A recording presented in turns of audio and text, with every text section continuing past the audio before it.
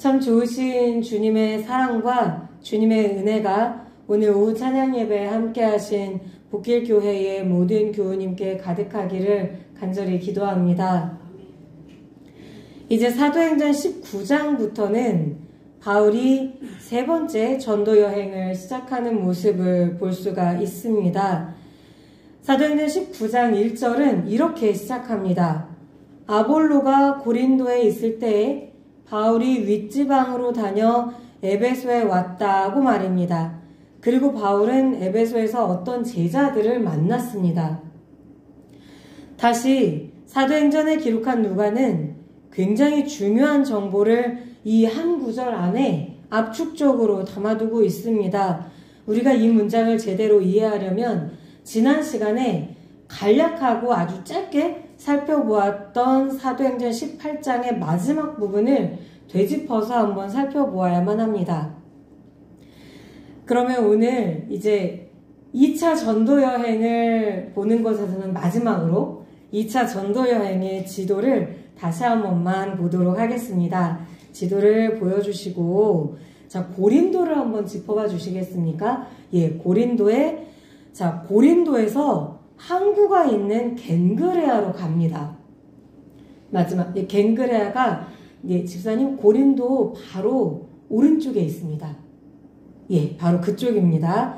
겐그레아로 갑니다. 거기서 그동안 하나님께 서원했던 어떤 것이 있었는데, 그 서원한 기간이 끝나서 그곳에서 머리를 깎고, 이제 배를 타고 쭉 빨간 선을 따라 배를 타고 에베소로 건너갑니다. 여기서 이 에베소에서 그런데 사도행전은 여기서 바울의 일행을 딱 두 사람만 기록을 하고 있습니다. 바로 누구냐면 브리스길라와 아굴라 부부입니다. 에베소에 도착한 바울은 브리스길라 부부와 여기서는 동행하지 않고 자기만 따로 회당에 들어가서 유대인들과 토론하며 복음을 전파합니다.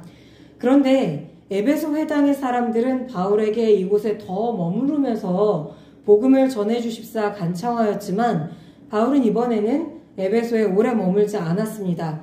그리고 그곳을 떠납니다. 그리고 브리스길라와 아굴라 부부는 여전히 에베소를 짚어주십시오, 주사님. 네, 에베소입니다. 에베소. 네, 에베소에 여전히 남아 있습니다. 그러면 다시 바울은 여기서 배를 타고 어디로 갔느냐? 다시 빨간선을 쭉 타고 가시면 이제 가이사랴로 갑니다. 예루살렘 바로 옆에 있는 가이사랴에 상륙을 하는데 사도행전 18장 22절에는 가이사랴에 상륙하여 올라갔다고 되어 있습니다. 이는 이 당시에 이스라엘 사람들의 어떤 관념에서 보면 통상 예루살렘으로 갔다는 뜻입니다. 예루살렘이 지리적으로 이 가이사랴나 다른 지역에 비해 높은 지대에 있기도 하였고 이스라엘의 정서에서 성전에 있는 예루살렘은 언제나 올라가는 곳이었기 때문에 여기서 올라갔다고 되어 있습니다. 하지만 이번에 예루살렘으로 올라갔던 바울의 목적지는 예루살렘 성전이 아니라 예루살렘에 있는 교회였죠.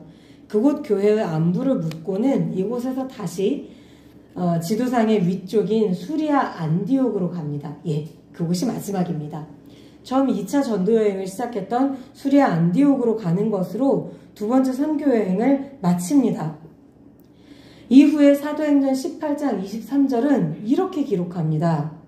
얼마 있다가 떠나 갈라디아와 부르기아 땅을 차례로 다니며 모든 제자를 굳건하게 하니라. 여기서부터 바울의 세 번째 전도여행이 시작이 되는 겁니다. 수리아 안디옥의 교회에서 얼마간 믿음의 지체들과 기도하며 영적인 충전을 한 뒤에 바울은 다시 전도여행 길에 오릅니다. 그런데 성경은 이렇게 사도행전 18장 말미에서 바울이 세 번째 전도여행을 시작해서 그 뒤부터 어떻게 되었는가를 쭉 기록하지 아니하고 갈라디아와 부르기아에 있는 교회들을 돌면서 사도 바울이 어떤 사역을 행하였는지를 자세히 기록하지 않습니다. 대신에 갑작스러운 사건을 하나 사도행전 18장 마지막에 끼워 넣습니다. 바로 아볼로와 브리스길라 부부의 사건입니다. 예, 이제 지도는 다 봤습니다. 다시, 네. 앞부분, 네. 네. 사도행전 18장 24절에는 아볼로라는 사람이 에베소에 왔다고 합니다. 사도행전 18장 24절의 기록에 따르면 그는 알렉산드리아 출신의 유대인인데 언변이 좋고 성경에 능통하였습니다. 그럼 왜 굳이 알렉산드리아 출신이라는 점을 밝혔는가? 이 고대 알렉산드리아는 알렉산더 왕이 자기 이름을 따서 지은 이집트에 있는 도시입니다. 이 당시에 굉장히 큰 도시였습니다. 바울이 활동하던 당시에도 이미 400여 년 넘게 유지된 도시이기도 하고 가장 크고 상업적으로나 학문적으로나 굉장히 발달해 있던 도시였습니다. 특히 이 도시에는 당시에 세계에서 가장 큰 도서관이 있었던 것으로도 유명합니다. 이 도서관은 역사의 어느 시점에 불에 타서 소실된 것이긴 하지만 이 도서관이 얼마나 장대했는가에 대한 이야기는 지금도 전해 내려오고 있습니다. 또 구약 성경을 고대 헬라어로 번역한 책이 70인역이라는 성경책이 있는데 이 70인역도 바로 이 알렉산드리아라는 도시에서 작업했던 것으로 봅니다. 그래서 아볼로가 알렉산드리아 출신의 유대인이었다. 이렇게 사도행전에 기록된 것을 보았을 때 당시 사람들은 반사적으로 이렇게 생각했을 겁니다. 오, 그렇다면 아볼로는 굉장히 지식이 많고 똑똑한 사람이었겠구나. 역시나 이러한 추측 그대로 아볼로는 언변이 굉장히 좋고 성경에도 능통하였습니다. 여기에 더하여 일찌감치 예수님에 관해 배우고 알아서 예수님을 전하고 있었습니다. 그런데 아볼로의 가르침에는 다소 이상한 지점이 하나 있었습니다. 바로 그가 요한의 세례만을 알고 있었다는 사실입니다. 우리는 지금 21세기를 살아가면서 예수님에 대한 교리가 몇백 년, 몇천 년의 세월을 거쳐서 완전히 정착된 지금에 이르러서는 이게 대체 무슨 말이지? 이 말이 잘 이해가 가지 않습니다.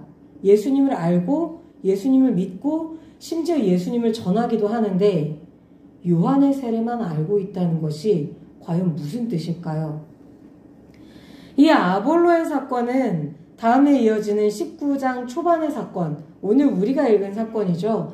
이 사건을 연결지어서 이렇게 설명하는 경우를 예전에 종종 볼 수 있었습니다. 한번 들어보십시오. 이런 말씀을 들어보신 적이 있는지. 요한의 세례만 알고 있었다는 말은 아볼로가 성령 세례를 못 받았었다는 뜻이다. 성령 세례를 못 받았다는 말은 온전히 구원을 받지 못했다는 뜻이다. 그렇다면 성령 세례를 받은 사실을 어떻게 알 수 있는가? 바로 방언이나 예언처럼 눈에 보이는 은사가 나타났을 때 그가 성령 세례를 받았다는 것을 알 수 있다. 예전에 이 구절을 설명하면서 이렇게 해석하는 경우들을 종종 볼 수가 있었습니다. 그래서 어떤 수련회를 가면 방언 연습 같은 것을 시키기도 하고 그랬죠. 그런데 오늘 우리가 읽은 본문과 앞서 아볼로의 사건은 그런 뜻이 아닙니다. 또 방언이나 예언이 이제 우리 교우님들께서도 다들 정확히 알고 계시겠지만 방언이나 예언이 연습한다고 되는 은사도 아니고요.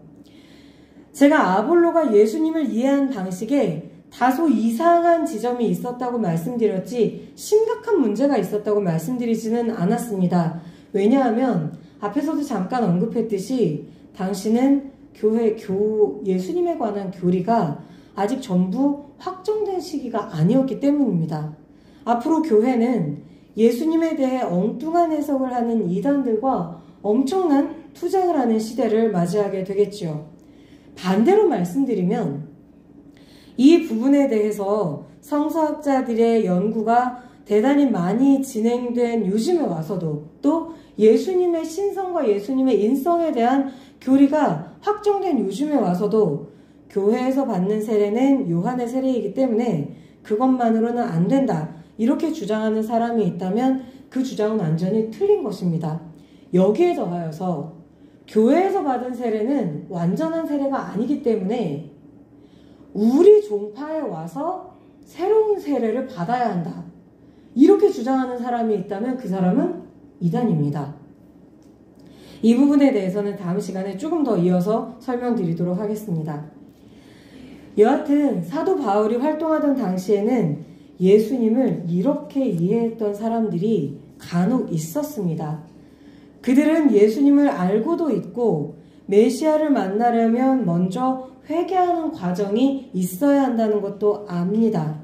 그런데 예수님의 십자가 고난과 부활 그리고 오순절 성령 강림의 사건을 모릅니다. 예수님을 메시아 되게 하는 가장 중요한 지점에 관해서 알지 못했던 것입니다. 또 그들은 예수님이 승천하신 후에 사도들과 더불어 끝까지 예루살렘에 남아서 예수님이 약속하신 성령을 기다리며 기도했던 사람들이 있었고 예수님께서 약속하셨던 성령 강림의 사건이 성취되었다는 사실도 들은 바가 없었습니다. 그래서 이 사람들이 말하는 예수님에 대한 가르침에는 굉장히 중요한 지점이 빠져 있었던 겁니다. 오순절 성령 강림 사건 이후 초대교회가 전했던 복음은 그리고 사도 바울이 전했던 복음은 예수님의 탄생, 사역, 고난, 부활 그리고 승천과 재림의 약속에 관해서 그동안의 유대인이 대대로 전수받았던 성경을 바탕으로 성령의 빛 아래서 해석한 것입니다. 이게 굉장히 중요합니다. 예수님이 이 세상에 오셔서 행했던 모든 사역과 고난과 부활과 승천과 재림의 약속까지를 성경 안에서 성령의 빛에 비추어서 해석했다는 것입니다. 이것이 바로 초대교회가 가르쳤던 예수님이고 초대교회의 신학입니다. 우리가 사도행전의 처음부터 줄기차게 이야기했던 것이 있지요. 사도행전이 이야기했던 바는 무엇이냐면 교회의 사역은 능력 있는 사역자의 언변에 좌우되는 것이 아니라 성령의 주도적인 역사하심으로 이루어진다는 점 말입니다. 아볼로에게서는 바로 이 성령의 인도하심, 성령의 주도적인 역사하심이 빠져 있었던 겁니다. 그래서 어떻게 되었습니까?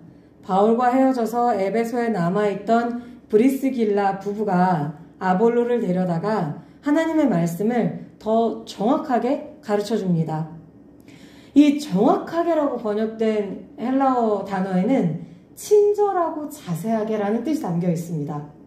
아볼로가 하는 말에 대해서 무슨 그런 말을 다 했어요. 말도 안 되는 소리 하지 마세요. 이렇게 면박을 준 게 아니라 굉장히 친절하게 처음부터 끝까지 자세하게 가르쳐 주었다는 얘기입니다. 그리고 아볼로는 이 브리스길라가 알려주는 성령의 역사하심에 관해서 성령의 빛 아래에서 재조명된 예수님의 사역을 그대로 수용을 했습니다. 이 일 후에 아볼로는 아가야 지방으로 건너가서 고린도에서 사역하게 됩니다. 그리고 비로소 예수님이 그리스도라는 사실을 힘있게 증언하기에 이릅니다.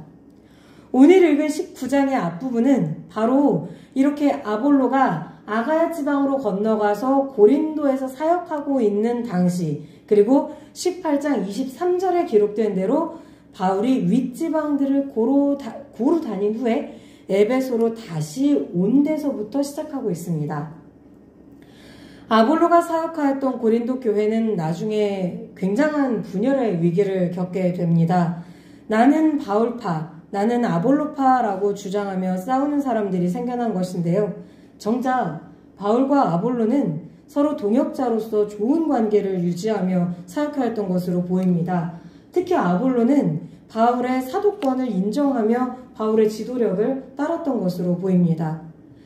만약에 아볼로가 이렇게 성령에 대한 이야기를 듣지 못하고 예수님의 부활과 승천과 재림의 약속에 관한 자세한 가르침, 더 정확한 가르침을 듣지